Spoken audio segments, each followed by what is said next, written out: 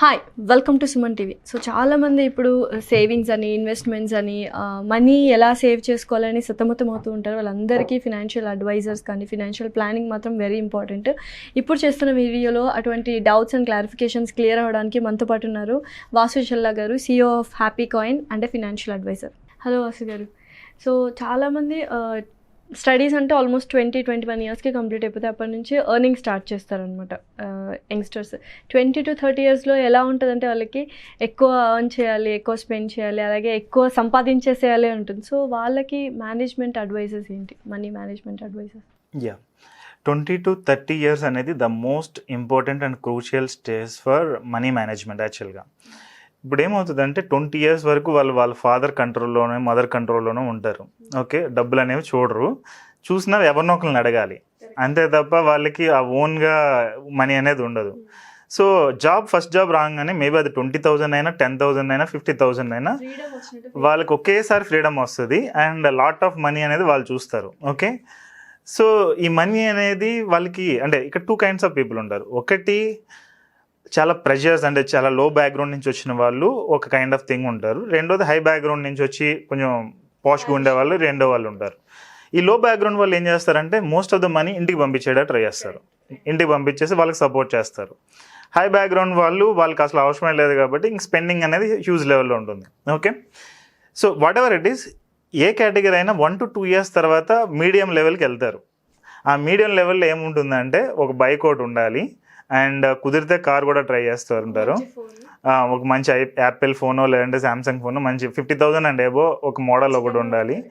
And bikes వచ్చేటప్పటికి racing bikes లేదంటే Enfield ఇవన్నీ ట్రై చేస్తూ ఉంటారు. బట్ ఇక్కడ ఏంటంటే what ever the salary they get, వాళ్ళకి ఎంత వచ్చినా కానీ మనీ రిలేటెడ్ హ్యాబిట్స్ అనేది ఎంటైర్ లైఫ్ ఈ 20 to 30 ఇయర్స్ మధ్యలో సెట్ అవుతుంది. ఓకే, వాళ్ళు ఈ మధ్య ఏరియాలో ఎలా ఉంటున్నారు అనే దాని మీద ఎంటైర్ ఫ్యూచర్ అనేది డిపెండ్ అయి ఉంటుంది. ఏ కైండ్ ఆఫ్ హ్యాబిట్స్ బాగా స్పెండ్ చేసేసే వాళ్ళకి అదే సేమ్ కంటిన్యూ అవుతూ ఉంటుంది. స్పెండ్ చేయని వాళ్ళకి అది వేరే రకంగా ఉంటుంది. అది మళ్ళీ మేనేజ్మెంట్ అంటే 2 రకాలుగానే నష్టపోతారు. స్పెండ్ చేయని వాళ్ళు ఎలా నష్టపోతారు అంటే వీళ్ళు ఏదో ఫిక్స్డ్ డిపాజిట్లో ఉంచేయడం లేదంటే రైట్ ఇన్వెస్ట్మెంట్స్ చేయకపోవడం, చేసిన రాంగ్ ఇన్వెస్ట్మెంట్స్ చేయడం, ఇలాంటి వాటి మూలంగా వీళ్ళు నష్టపోతారు. ఖర్చు పెట్టేసే వాళ్ళ దగ్గర ఇంకా అసలు డబ్బులే ఉండవు కాబట్టి అది అయిపోతుంది. సో మాకు యాక్చువల్గా ఫైనాన్షియల్ ప్లానింగ్కి వచ్చినప్పుడు ఏమవుతుంది అంటే ఫైనాన్షియల్ ప్లానింగ్ అసలు బేసిక్గా ఏం చెప్తుంది అంటే నీకు ఇప్పుడు ఏ కైండ్ ఆఫ్ లైఫ్ స్టైల్ అనేది ఒకటి ఉంది, ఆ లైఫ్ స్టైల్ని మీరు లైఫ్ టైం ఎలా మెయింటైన్ చేయాలి. ఇప్పుడు క్లబ్స్కి పబ్స్కి తిరిగే వాళ్ళు బాగా స్పెండ్ చేసేసే వాళ్ళు సేమ్ లైఫ్ స్టైల్ కావాలి అంటే నువ్వు ఏం చేయాలి, ఇప్పటి నుంచి same kind of life style another 20, 30 years 40 years కావాలి అంటే ఏం చేయాలనేది అది చెప్తుంది యాక్చువల్గా ఫైనాన్షియల్ ప్లానింగ్ అనేది. ఆల్రెడీ దాచుకుని ఉండేవాళ్ళు, సేవింగ్స్ చేసుకునే వాళ్ళు, జాగ్రత్తగా ఉండేవాళ్ళు దాన్ని ఇంకా ఎలా మల్టిప్లై చేసుకోవాలి అండ్ ఈ లైఫ్ని ఇంకా బెటర్గా ఎలా చేసుకోవచ్చు అనేది ఫైనాన్షియల్ ప్లానింగ్ చెప్తుంది. అంటే ఇక్కడ ఎంత అమౌంట్ లెఫ్ట్ అవుతుంది అంటే ఇప్పుడు మీకు ఒక 50,000 సేవ్ చేస్తే చాలు, లేదంటే ఒక 20,000 సేవ్ చేస్తే చాలు. మీరు దాని బదులు 50,000 బదులు ₹1,00,000 సేవ్ చేసినా రిమైనింగ్ మనీ అనేది వేస్టేజ్ ఆఫ్ మనీ. మీరు life and end of the day మీ డబ్బుల్ని మీరు ఎంజాయ్ చేయకుండా అది పోయినా కానీ అనవసరం. ఇప్పుడు సడన్గా కరోనా వచ్చింది, మనిషి చనిపోయాడు, ఇప్పుడు వరకు సంపాదించింది ఏమవుతుంది, లేదంటే వేరే ఏదైనా ప్రాబ్లం వచ్చింది, he couldn't enjoy his life. So డబ్బులు అనేది ఏంటంటే సంపాదించాలి, దాన్ని మల్టిప్లై చేయాలి, అట్ ద సేమ్ టైం దాంతో మనం హ్యాపీగా ఉండాలి, ఎంటర్టైన్ అవ్వాలి అండ్ ఎంజాయ్మెంట్ జరగాలి. ఓకే, అది లేదంటే మనం డబ్బులు ఎంత సంపాదించినా వేస్ట్. సో ఫైనాన్షియల్ ప్లానింగ్లో ఏమొస్తుంది అంటే నీ రేంజ్ ఏంటి, నువ్వు ఎక్కడున్నావు, ఇక్కడి నుంచి నెక్స్ట్ లెవెల్ వెళ్ళాలి అంటే అండ్ ఇక్కడి నుంచి నీ లైఫ్ అనేది కంటిన్యూషన్ ఎలా ఉండాలి అనేది ఈ ఫైనాన్షియల్ ప్లానింగ్ అనేది చెప్తుంది జనరల్గా. సో ఈ 20 to 30 ఇయర్స్లో అసలు జాబ్ రాగానే ఫస్ట్ మంత్ నుంచి వీళ్ళు ప్రాపర్గా దాన్ని చేశారు అంటే ఆ ప్లానింగ్ అనేది చేసుకుని మేనేజ్ చేసుకున్నారు అంటే వీళ్ళ లైఫ్ అనేది చాలా హ్యాపీగా అసలు ఫైనాన్షియల్ టెన్షన్ లేకుండా ఉంటుంది. లేదు అంటే they will be not complete mess సిచ్యువేషన్లోకి వెళ్ళిపోతారు. ఒక 3 to 5 ఇయర్స్ హార్డ్లీ ఎవరిదైనా మీరు చూసుకోవచ్చు, వింటూ ఉంటారు కదా ఆడియన్స్, 3 to 5 ఇయర్స్లో కంప్లీట్ మెస్లోకి వెళ్ళిపోతుంది. స్టార్టింగ్ జాబ్ స్టార్ట్ చేయగానే ఒక డెబిట్ కార్డ్ వాళ్ళు వస్తారు, ఇద్దరు ఐసిఐసిఐ, హెచ్డిఎఫ్సి సమ్ బ్యాంక్ అయితే కనెక్ట్ అయి ఉంటుంది. వాళ్ళు debit card bank account open చేస్తే ఎనఫ్, బట్ వాళ్ళు దాంతోపాటు ఒక క్రెడిట్ కార్డ్ ఇస్తారు. క్రెడిట్ కార్డ్ అనేది కంపల్సరీ, ఎందుకంటే వాళ్ళకి సేల్స్ టార్గెట్స్ ఉంటాయి. ఈ క్రెడిట్ కార్డ్ స్టార్టింగ్లో ఏంటంటే చాలా జాగ్రత్తగా వాడతారు, ఒక 1 year 2 years చాలా జాగ్రత్తగా వాడతారు. 3rd year నుంచి ఇంకా అది అలవాటు అయిపోతుంది. క్రెడిట్ కార్డ్ మీద పాయింట్స్ వస్తున్నాయనో అయ్యానో చెప్పి మొదలు పెడతారు. ఫైనల్గా ఎక్కడికి వెళ్తారు అంటే ఈ క్రెడిట్ కార్డ్ డబ్బు కట్టలేని సిచ్యువేషన్కి వెళ్ళి ఈవెన్ దీన్ని ఏం చేయాలో తెలియని సిచ్యువేషన్లో ఇంకా కంప్లీట్ బ్యాంక్ ట్రప్స్ అంటారు కదా, ఆ కైండ్ ఆఫ్ సిచ్యువేషన్లోకి వెళ్ళిపోతారు. నాకు ఒక కస్టమర్ ఉన్నారు, నాది యాక్చువల్గా లోన్ ఫ్రీ లైఫ్ అనే ఒక ప్రోగ్రామ్ ఉంది, లోన్స్ క్రెడిట్ కార్డ్స్ లేకుండా లైఫ్ ఎలా లీడ్ చేయాలని. దానికి ఒక కస్టమర్ వచ్చాడు, ఆయనకి ఎన్ని క్రెడిట్ కార్డ్స్ ఉన్నాయంటే 12 క్రెడిట్ కార్డ్స్. 12 క్రెడిట్ కార్డ్స్ అసలు బ్యాంకులు ఎలా ఇచ్చాయనేది నాకు అర్థం కాలేదు. యాక్చువల్గా అయితే 4-5 క్రెడిట్ కార్డ్స్ దాటితే సిబిల్లో చూసి వాళ్ళు ఇవ్వరు. 12 క్రెడిట్ కార్డ్స్ ఉన్నాయి అండ్ 3 పర్సనల్ లోన్స్ ఉన్నాయి. అంటే 2 పర్సనల్ లోన్స్, ఇంకొకటి ఏదో వేరే ఏదో లోన్ ఉంది. హ్యూజ్ అమౌంట్ చిన్న చిన్న క్రెడిట్ కార్డ్స్ అన్ని కూడా 30,000, 50,000, 70,000. లోన్ కూడా 2 lakhs, ఒకటి వచ్చి 1.5 lakh. మొత్తానికి ఈయన జాబ్ పోయింది. అంటే ఈయన శాలరీ 30,000 50,000 ఉంది. అంటే 1 year బ్యాక్ కస్టమర్ ఇది నేను చెప్పేది. సో జాబ్ పోయింది, ఈయన దీని నుంచి ఎలా బయట రావాలో తెలియదు. సో 7 క్రెడిట్ కార్డులు అంటే 7 కస్టమర్ కేర్ నుంచి ఫోన్ చేస్తూ ఉంటారు బిల్ కట్టమని. ఓకే, యాక్చువల్గా విజయ్ మాల్యా లాంటి పెద్ద పెద్ద వాళ్ళకేమో క్రోర్స్ ఉన్నా it's okay, they leave. But వీళ్ళు కట్టాల్సింది 30,000 20,000 ఉంటుంది, అంతే 10,000. దీనికి వీళ్ళు చేసే టార్చర్ ఎలా ఉంటుంది అంటే దే గో ఫర్ సూసైడ్, అంత రేంజ్లో టార్చర్ ఉంటుంది. డైరెక్ట్ బ్యాంక్ నుంచి కొన్ని కాల్స్ వస్తాయి అండ్ నార్మల్ పీపుల్ వాళ్ళు థర్డ్ పార్టీకి ఇస్తూ ఉంటారు, థ్రెటనింగ్ లాగా కూడా థర్డ్ పార్టీకి వస్తూ ఉంటాయి. అండ్ వాళ్ళ ఇంటికి వచ్చేస్తూ ఉంటారు, ఫ్రెండ్స్కి కాల్ చేస్తూ ఉంటారు, రెఫరెన్స్ నెంబర్స్ అవి ఇస్తే. బ్యాంకులు యాజ్ పర్ ఆర్బీఐ రూల్స్ ఇలాంటివి చేయలేవు, యాక్చువల్గా చేయకూడదు. సో అందుకని చెప్పి వీళ్ళు థర్డ్ పార్టీకి ఇస్తారు. థర్డ్ పార్టీకి కూడా కొన్ని రూల్స్ అండ్ రెగ్యులేషన్స్ ఉన్నాయి. యాక్చువల్గా దానిలో ఒక నోట్ ఉంటుంది ఆర్బీఐలో, డౌన్లోడ్ చేసుకుంటే. బట్ ఈ థర్డ్ పార్టీ అనేది ఫాలో అవ్వదు మోస్ట్లీ. అండ్ ఇండియాలో లా సిస్టమ్ అనేది అంత స్ట్రాంగ్గా లేదు కాబట్టి దే డూ. ఫైనల్గా ఏంటంటే వీళ్ళు టార్చర్ చేసి సమ్ అమౌంట్ అయితే కట్టించుకుని మొత్తానికి అయితే సెటిల్మెంట్ చేస్తారు. సో ఇంత సిచ్యువేషన్కి ఎందుకు వెళ్ళిపోతున్నారు అంటే the basic thing financial habits. మనం డబ్బులు అప్పు తీసుకోకూడదు. ఇది వరకు పాతకాలంలో ఈ రూల్ ఉండేది, అప్పులు అనేవి అసలు చాలా భయపడేవాళ్ళు.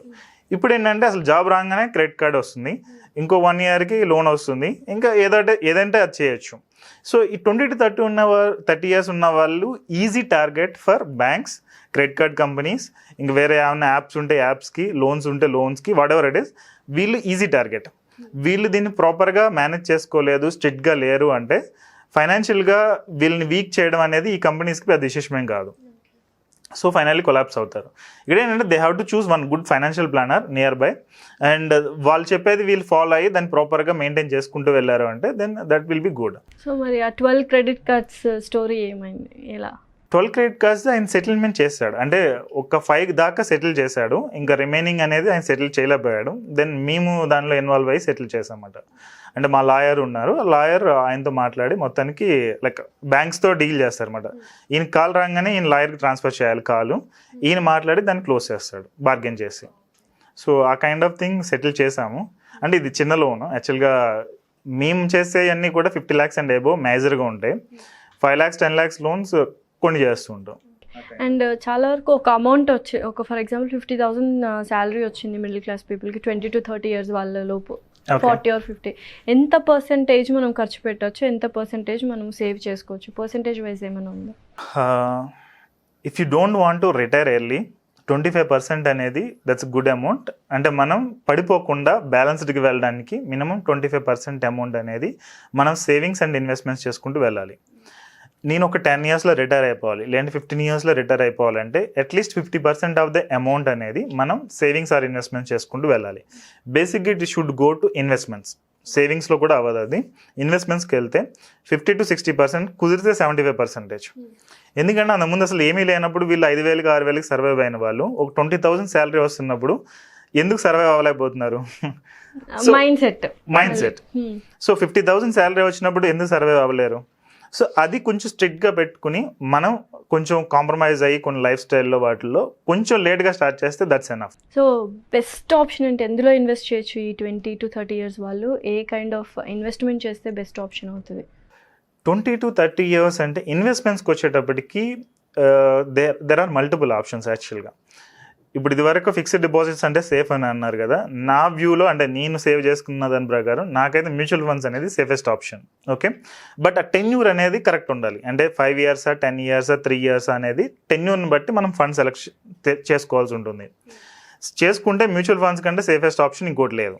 బట్ టైం రాంగ్ ఉన్నా, అంటే నేను ఒక 10 years అని అనుకుని ఒక ఫండ్లో ఇన్వెస్ట్ చేసి దాన్ని 3 yearsలో విత్డ్రా చేసేస్తే that's a risky again. Waste అవుతుంది, ఇంకా అమౌంట్ వేస్ట్ కాదు, నా డబ్బులే పోయే ఛాన్స్ ఉంది. ఫండ్ సెలెక్షన్ రాంగ్ అయితే అది ప్రాబ్లం. ఎందుకంటే దీనిలో బ్యాలెన్స్డ్ ఫండ్స్ అని, అల్ట్రా షార్ట్ టర్మ్ ఫండ్స్ అని, ఈక్విటీలో వచ్చేటప్పటికి large cap, mid cap, small cap ఇలా డిఫరెంట్ థింగ్స్ ఉంటాయి. లార్జ్ క్యాప్ సెలెక్ట్ చేయాల్సిన చోట అంటే లాంగ్ టెన్యూర్కి లార్జ్ క్యాప్ సెలెక్ట్ చేయాలి. అల్ట్రా షార్ట్ టర్మ్ ఫండ్స్ అనే ఉన్న చోట అంటే 3 monthsకి 6 monthsకి ఇది సెలెక్ట్ చేయాలి. రివర్స్లో చేసామనుకోండి then you will lose money. Even safest ఆప్షన్లో మనం ఇన్ఫ్లేషన్ మూలంగా డబ్బులు పోతాయి. లాంగెస్ట్ ఆప్షన్లో స్టాక్ మార్కెట్ ఏమైనా పడిపోయినా ఏమైనా ప్రాబ్లం అయినా అది ఆ రకంగా కూడా డబ్బులు పోతాయి. సో ఫస్ట్ ఎంత టెన్యూర్ టైం అనుకున్నామో అంత టెన్యూర్ టైం అప్పుడు విత్డ్రా చేసుకుంటేనే బెస్ట్ అన్నమాట. అది మనం కరెక్ట్గా డిసైడ్ అయ్యి చేసుకోవాల్సి ఉంటుంది. యా, సో ఈ మ్యూచువల్ ఫండ్స్ అనేది దాటిన తర్వాత పీర్ టు పీర్ లెండింగ్ ఇప్పుడు ప్రజెంట్ ట్రెండింగ్లో ఉంది. అండ్ నేను టెస్ట్ చేసి సక్సెస్ అయింది already peer to peer lending. Next third వచ్చేటప్పటికి అంటే రిటైర్ అయిపోయిన వాళ్ళు లేదంటే ఓల్డ్ పీపుల్ ఉంటారు, వీళ్ళు సేఫెస్ట్ ఆప్షన్స్ చూసుకుంటారు. వీళ్ళకి ఏంటంటే మనం ఫిక్స్డ్ డిపాజిట్స్ కాకుండా వేరే ఏది చెప్పినా వర్కౌట్ అవ్వదు. సో ఇలాంటి వాళ్ళు instead of investing in bank fixed deposits, బ్యాంక్కే కార్పొరేట్ ఫిక్స్డ్ డిపాజిట్ ఒకటి ఉంటుంది. ఇప్పుడు SBI కానీ, ICICI కానీ, HDFC కానీ బ్యాంక్లో మనం ఫిక్స్డ్ డిపాజిట్ చేస్తే 5.5% దాకా వడ్డీ వస్తుంది. సీనియర్ సిటిజన్ అయితే ఇంకొక 5.5 లేదంటే 1% ఎక్స్ట్రా ఇస్తారు, అంటే 6%, 6.5% ఉంటుంది. అదే వీళ్ళు అదే మనీని అదే బ్యాంక్ యొక్క కార్పొరేట్ ఫిక్స్డ్ డిపాజిట్లో చేస్తే అప్రాక్సిమేట్ ఒక 2% to 3% చేంజ్ ఉంటుంది. అంటే బ్యాంక్ 5.5 ఇస్తుందంటే వీళ్ళు 7% ఇస్తారు, లేదంటే 8% కూడా వచ్చే ఛాన్సెస్ ఉన్నాయి. సేమ్ సేఫెస్ట్ అంటే సేమ్ కైండ్ ఆఫ్ సేఫ్ అనేది ఉంటుంది, but compare to bank fixed deposit bit risky. అదైతే వీళ్ళు కొంచెం చూసుకోవాలి, బట్ మోస్ట్లీ అదే బ్యాంక్ కాబట్టి అంత రిస్క్ ఏమి ఉండదు. Okay, so these are the investment options, management skills ఉంటాయి. Thank you so much Vasu garu. Welcome.